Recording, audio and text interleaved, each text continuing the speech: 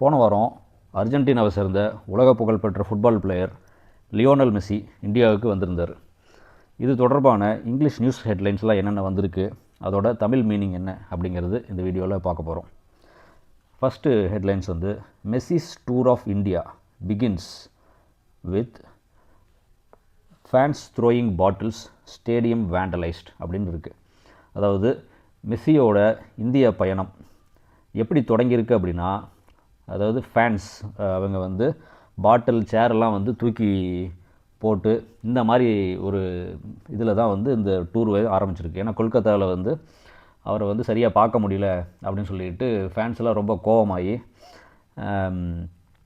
அங்கே இருந்த அவங்ககிட்ட இருந்த பாட்டில் அப்புறம் சேர் எல்லாத்தையும் தூக்கி போட்டு ரகலை பண்ண ஆரம்பித்தாங்க. அடுத்ததாக வந்து இதில் என்ன போட்டிருக்கு, ஸ்டேடியம் வேண்டலைஸ்ட் அப்படின்னு போட்டிருக்கு. வேண்டலைஸ்ட் அப்படின்னா என்ன? வேண்டலைஸ் அப்படின்னா damaging public or other people's property on purpose. பொது சொத்துக்களையோ அல்லது பிறரது சொத்துக்களையோ வேண்டுமென்றே சேதப்படுத்துதல் அப்படின்னு சொல்லிட்டு இதுக்கு அர்த்தம். இந்த வேண்டலிசம் அப்படிங்கிற வேர்டோட ஒரு இன்ட்ரெஸ்டிங்கான ஒரு ஹிஸ்ட்ரி ஒன்று இருக்குது.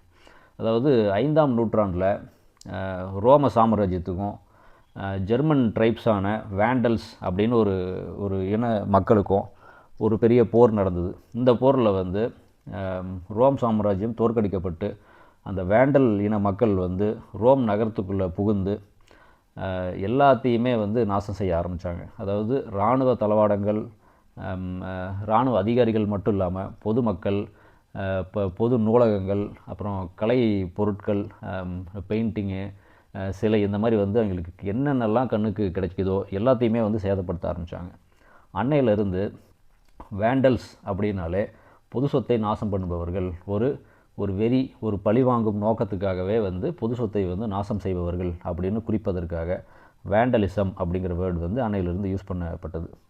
இதுக்கு எக்ஸாம்பிள் பார்த்தோம் அப்படின்னா, writing names on historical monuments is an act of vandalism.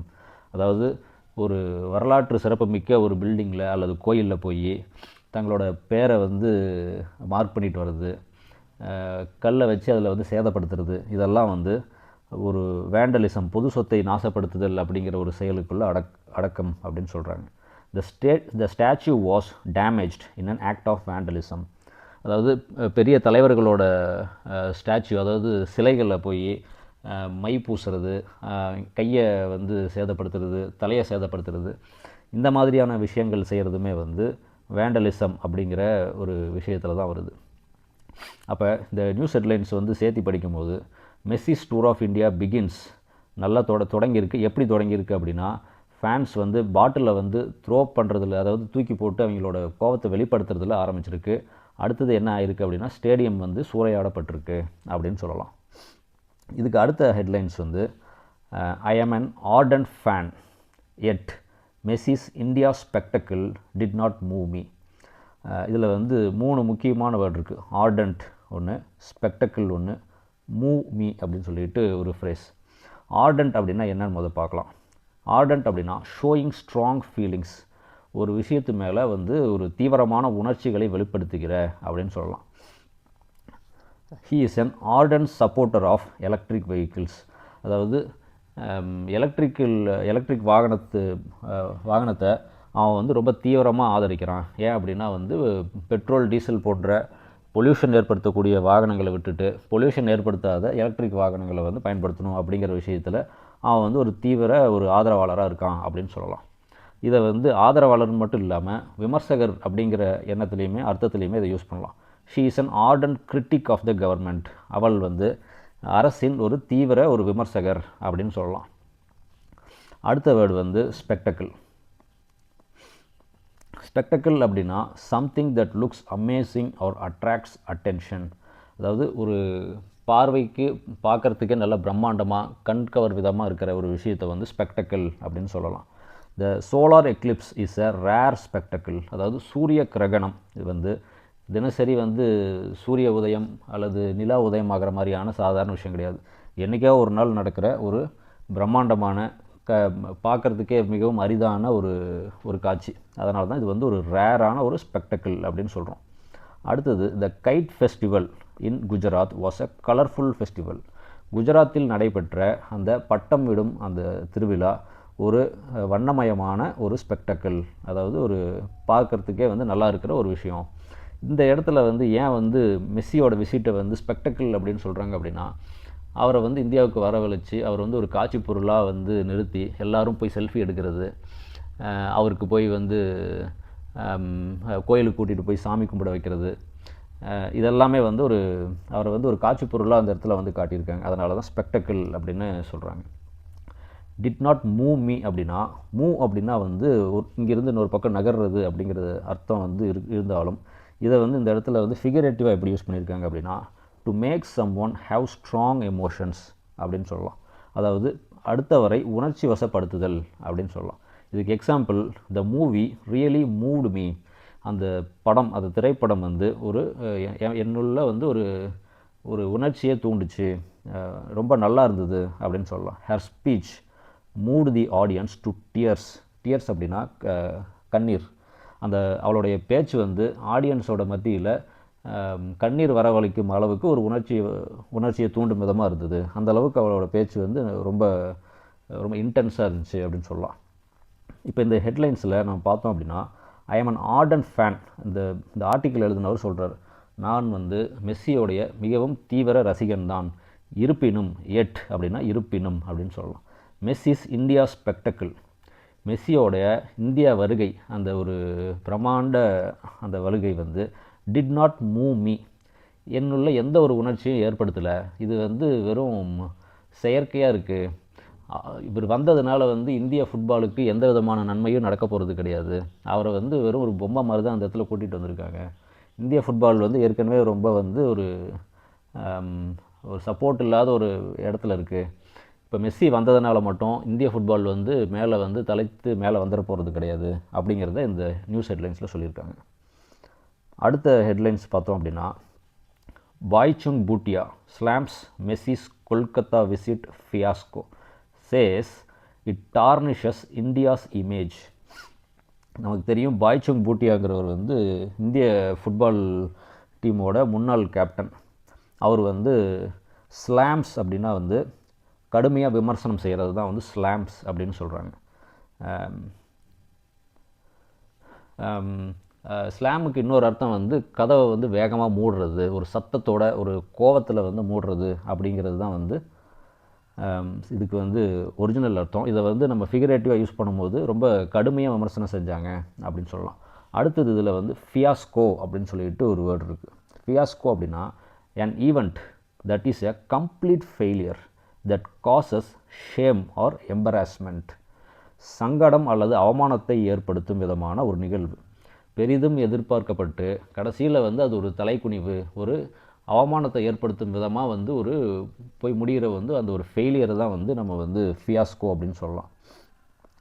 இதுக்கு எக்ஸாம்பிள் பார்த்துக்கிட்டோம் அப்படின்னா, 2016 நடைபெற்ற டிமானிட்டைசேஷன் ஃபியாஸ்கோ, பண மதிப்பிழப்பு. இது வந்து ரொம்ப உயர்வாக பேசப்பட்டுச்சு.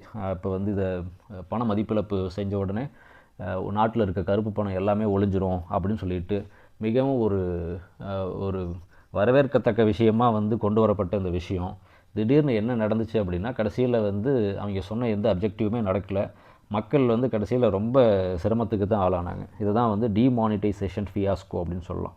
அதே மாதிரி போன வருஷம் வந்து சென்னையில் நடந்த அந்த ஏர் ஷோ, அதுவுமே வந்து மிகவும் வந்து இது பெரிய விஷயமாக வந்து பிரபலப்படுத்தப்பட்டுச்சு. ஆனால் கடைசியில் சரியான அரேஞ்ச்மெண்ட்ஸ் இல்லாத காரணத்தினால இதில் வந்து நிறைய பேர் வந்து உயிரிழந்தாங்க. அதனால் சென்னை ஏர் ஷோவையும் ஒரு ஃபியாஸ்கோ அப்படின்னு சொல்லலாம். அதே மாதிரி ஏஆர் ரஹ்மான் கான்சர்ட் ஃபியாஸ்கோ, 2023 சென்னையில் வந்து ஏஆர் ரஹ்மானோட அந்த கான்சர்ட் நடந்தது. அதுலேயுமே வந்து ஆர்கனைசேஷன் ஒழுங்காக இல்லாத காரணத்தினால கூட்டம், போக்குவரத்து நெரிசல், மக்கள் உள்ளே வர முடியாமையும் வெளியில் போக முடியாமையும் ரொம்ப சிரமத்துக்கு ஆளானாங்க. அப்போ இதையுமே வந்து ஃபியாஸ்கோ அப்படின்னு சொல்லலாம். அடுத்த வேர்டு வந்து டார்னிஷ். டார்னிஷ் அப்படின்னா to damage R spoil something, அதாவது மங்க செய்வது, நற்பெயருக்கு களங்கம் ஏற்படுத்துதல் அப்படின்னு சொல்லலாம்.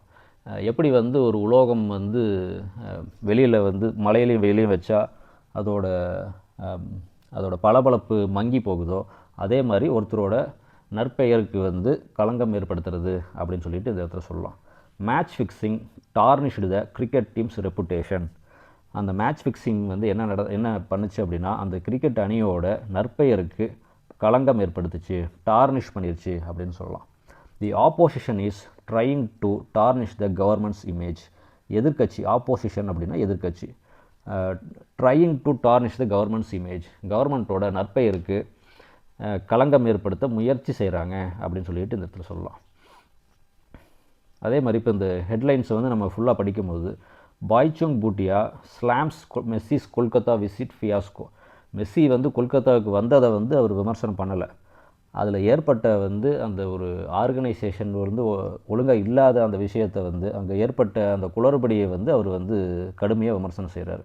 சொல்லிட்டு அடுத்து என்ன சொல்கிறார் அப்படின்னா அவர் என்ன சொல்கிறார் அப்படின்னா இட் டார்னிஷஸ் இந்தியாஸ் இமேஜ். இது வந்து இந்தியாவுடைய நற்பெயருக்கு வந்து ஒரு களங்கம் ஏற்படுத்தும் அப்படின்னு சொல்கிறாரு. அடுத்த ஹெட்லைன்ஸ் பார்த்தோம் அப்படின்னா the Lionel Messi tour was a futile exercise for Indian football அப்படின்னு சொல்கிறாங்க. ஃபியூட்டைல் அப்படின்னா யூஸ்லெஸ் ஆர் பாயிண்ட்லெஸ் அப்படின்னு சொல்லலாம். பயனற்ற ஒரு வீண் முயற்சி, இது தேவையே இல்லை, இதை வந்து செஞ்சு எந்த பிரயோஜனமும் இல்லை அப்படின்னு சொல்கிறதுக்கு பேர் தான் ஃபியூட்டைல். இதுக்கு example, it is futile to argue with her. அவளோட ஆர்கியூ பண்ணுறது, வாக்குவாதம் செய்கிறது ஒரு பயனற்ற ஒரு விஷயம் அப்படின்னு சொல்லலாம். It is futile to worry about things you can not control. நம்மளோட கண்ட்ரோல் இல்லாத விஷயத்தை பற்றி நாம் ஒரி பண்ணுறது அது வந்து ஒரு பயனற்ற செயல், அதில் எந்த ஒரு பிரயோஜனமும் இல்லை. இந்த ஹெட்லைனில் என்ன சொல்கிறாங்க அப்படின்னா மெஸ்ஸியோட இந்திய பயணம் டூர் வந்து it is a futile exercise for Indian football அப்படின்னு சொல்கிறாங்க.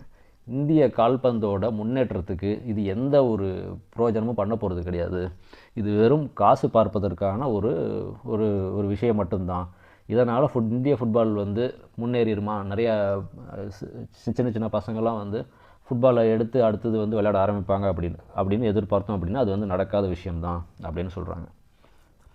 அடுத்த ஹெட்லைன் வந்து do you know how much Lionel Messi earned from his GOAT India tour. Lionel Messi இந்த டூரில் எவ்வளோ சம்பாதிச்சாருன்னு தெரியுமா அப்படின்னு ஒரு கொஷின் கேட்டுட்டு அடுத்ததாக ஆர்கனைசர் ஸ்பில் த பீன்ஸ் அப்படின்னு சொல்லியிருக்காங்க. ஆர்கனைசர் அப்படின்னா வந்து இப்போ இந்த இதை வந்து ஒருங்கிணைப்பு பண்ணவர், ஆர்கனைஸ் பண்ணவர். ஸ்பில் த பீன்ஸ் அப்படிங்கிறது வந்து ஒரு இடியம், அதாவது டு ரிவீல் எ சீக்ரெட், ரகசியத்தை வெளியிடுதல் அப்படின்னு சொல்லலாம். She spilled the beans and ruin the birthday surprise. அந்த ஒரு ரகசியமாக வைக்கப்பட்டிருந்த அந்த பர்த்டே பார்ட்டி வந்து அவள் வெளியில் அதை வந்து அந்த ரகசியத்தை சொன்ன காரணத்தினால அந்த பர்த்டே பார்ட்டி வந்து ரூயின் ஆயிடுச்சு, அந்த சர்ப்ரைஸ் வந்து கெட்டுப்போச்சு அப்படின்னு சொல்லலாம். Don't spill the beans before the announcement. Announce பண்ணுறதுக்கு முன்னதாக அந்த ரகசியத்தை வெளியிட வேண்டாம் அப்படின்னு சொல்லிட்டு இதுக்கு அர்த்தம். இப்போ இதுலேயுமே இதில் இந்த ஹெட்லைன்ஸில் என்ன சொல்கிறாங்க அப்படின்னா வந்து மெஸ்ஸி வந்து இந்த பயணத்தில் எவ்வளோ சம்பாதிச்சார் அப்படிங்கிற அந்த ரகசியத்தை ஆர்கனைசர் வந்து அந்த ரகசியத்தை வந்து வெளியில் சொல்லியிருக்காங்க அப்படின்னு அர்த்தம்.